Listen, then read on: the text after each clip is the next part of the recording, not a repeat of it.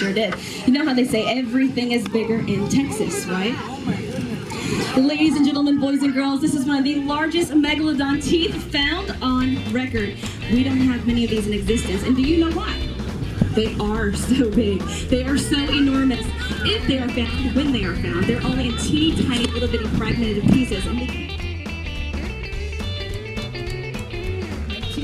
baby girl. Ladies and gentlemen, boys and girls, Miss Sarah is coming out to say hello to you guys. Now, while she's out here, I'm going to tell you a couple of quick things about this beautiful young lady and her family. As you can see, Miss Sarah is still very, very small. She's got a whole lot more growing left to do. When she becomes fully grown, this young lady will be about the size of a Volkswagen Beetle. That's right, the punch buggy of all dinosaurs. But not only that,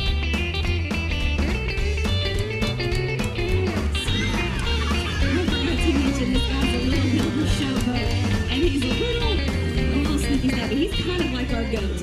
All right, you're going to stay right here. You're not going to eat the hat. It is not spaghetti. And you are going to go say hello to everybody. You're more than welcome to say hello to Jack, but you might want to hold on to your hats or headgear.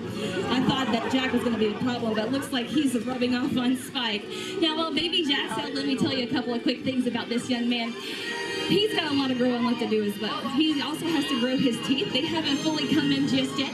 But when his teeth do come out, they're not going to be very sharp. They'll be very flat, round, spoon-type teeth. And those spoon-shaped teeth would specifically help him grab leaves from trees. They all have their own little quirks, and that was one of his. They didn't particularly care for bark. They didn't want to chomp on a branch. That bark had a long way to scratch on the way down. So their teeth were specifically designed to help them to just get leaves. That was a lot helpful for him. Another thing about baby Jack is he's got a ton more growing left to do, and by that actually I mean a few tons. When he's fully grown, he'll be over 60 feet tall. His neck is going to be 6 tons.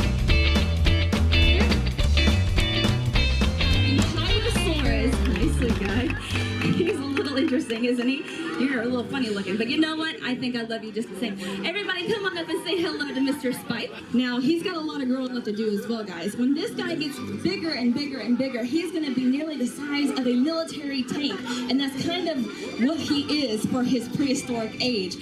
In those days, he was made out to be a tank. He was very hard for other predators to get a hold of. He has a very hard exo-type skeleton.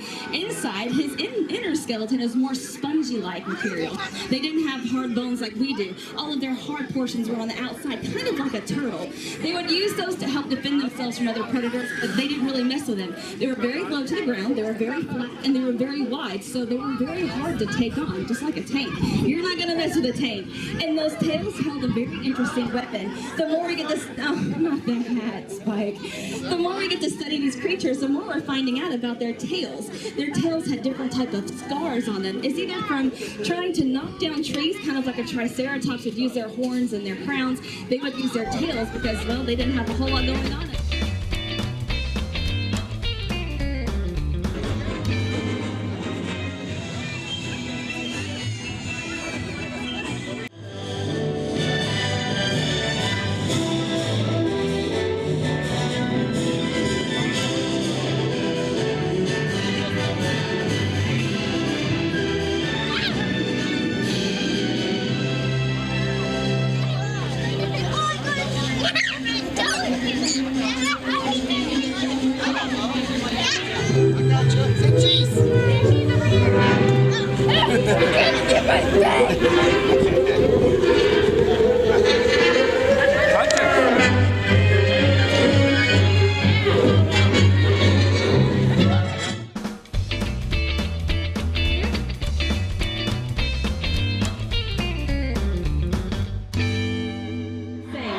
She's a very fast creature. By the time I caught up with her from running away from us at one good time, she was up to 50 miles an hour, and that was on foot. I was in a vehicle trying to chase her down, and it took me about an hour at best. Luckily, like I said, it hasn't happened since. Another thing about this big girl is she is also very loud and obnoxious, and she thinks she is the best singer in the whole entire world. But she is no Lady Gaga, ladies and gentlemen. She is not trying to serenade you guys. She is actually trying to call her friends. And I don't mean like a cell phone. I mean, she's trying to locate other velociraptors for miles and miles around. They could hear those calls, and they knew what they were. Ding, ding, dinner time. She's trying to let them know that she sees a beautiful buffet right in front of her, and they need to come and partake and help her hunt you down. That's right. They were very, very good at hunting together. They were wolf-like creatures hunting in packs. They would track you down. They could outsmart you, outthink you.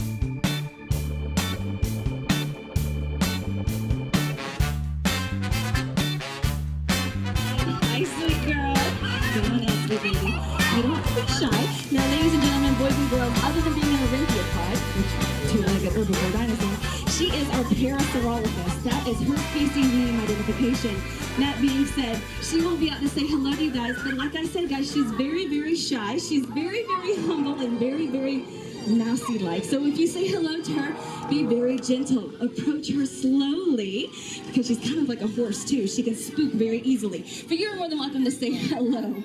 Now, while Miss Charlotte's out here, I'm going to tell you guys a couple of beautiful things about this young lady that we have been able to learn since we've had her. One thing about Miss Charlotte is that she definitely loves to eat. Believe me, she eats her weight in all kinds of plants and vegetation every single day. Our property is nearly bare, and it's a good thing we started our tour, that way some of it could grow back. Another thing about this beautiful girl is she is our bipod dinosaur. Now, of course, like I said, Orinthropod does mean two-legged dinosaur, but it covers a class or variety of different type of two-legged dinosaur. Some Orinthropods could use both bipod and four legs to walk around on. They would use their longer arms here in the front to go down on and walk around on all fours. They didn't need to. But Miss Charlotte is one of our very rare specific type of Orinthropods that only need her two legs, so she's only a bipod dinosaur. Another thing about beautiful Miss Charlotte is that we haven't seen her remains for very long of a period of time. We find new stuff every single day, but their species...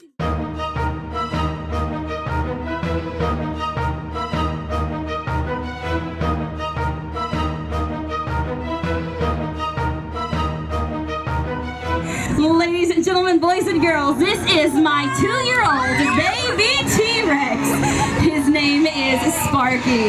Now we have something to tell you about little Sparky. He doesn't quite get the gist that he's a dinosaur. He thinks he's more along the lines of a giant puppy. That being said, he compares himself to a chihuahua. It's kind of sad. He thinks he's a lab dog, but it's not that funny for us. Ruin my cat back. No problems at all with that. Come here, big guy. I want you to do me a favor. I want you to look at everybody and make friends. I want you to show them how nice you are. Smile. Show them your selfie face. That's what I was thinking. Ladies and gentlemen, boys and girls, you cannot be afraid of the selfie face. That's impossible. But you can pay close attention to how small his teeth are compared to the full-grown T-Rex tooth. Like I mentioned, he's only 2. Now, he has a lot of growing left to do.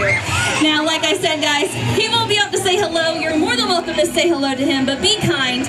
No violence. No hitting, poking, punching, pulling, scratching, yanking, clawing. Remember, you might want to be mindful of his tail, though. Yes, his tail has a mind of its own. It's like a giant windshield wiper. If you're not good at ducking, dodging, diving, or once again ducking, you might want to sit down temporarily, especially if you have a cell phone. That's not ever a good thing. That's when it falls. Now, I'm going to tell you a couple of quick things about this. Just the no. I said that bone, not pin bones. It's probably whatever he has tucked into his shirt. All right, right here. Last chance. Thank you. Let's give them both a big round of applause, you guys.